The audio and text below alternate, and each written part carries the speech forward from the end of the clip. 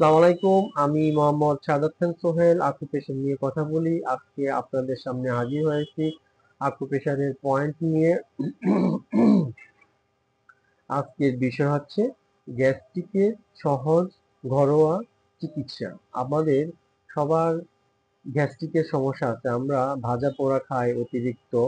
হ্যাঁ, আমরা কোনো ন্যাচারাল খাবার খাই না, ন্যাচারাল প্রোটিন খাই না। আমরা খালি এনিমেল প্রোটিন খাই, ভাজা পোড়া খাই, পুরি খাই, সিঙ্গারা খাই, বিস্কিট খাই, চানাচুর খাই, কেক খাই। এই জন্য আমাদের গ্যাস্ট্রিক। কিন্তু আমরা যদি আকুপ্রেশার করি এবং খাদ্যের শৃঙ্খলায় থাকি, তাহলে আমরা এই গ্যাস্ট্রিক থেকে বেরিয়ে আসতে পারবো। গ্যাস্ট্রিক যেমন অনেকে দেখবেন যে খাওয়ার আগে পরে পেট ফোলা থাকে, হ্যাঁ, অস্বস্তি বোধ করতেছে, হ্যাঁ, কিছুই খায় না, খিদা লাগে না, পেট ফোলা থাকে। হ্যাঁ, আপনারা প্রতিদিন আকুপ্রেশার করবেন। আকুপ্রেশার করলে আপনি গ্যাস্ট্রিক থেকে বেরিয়ে আসতে পারবেন। হ্যাঁ, গ্যাস্ট্রিকের জন্য আপনি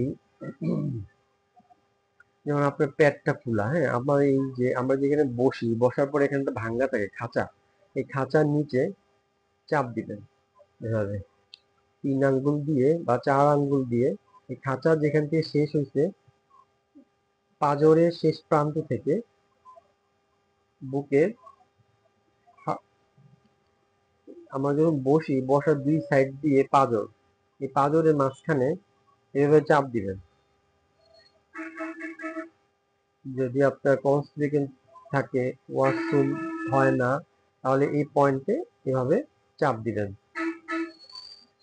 এভাবে 50 বার চাপ দিবেন।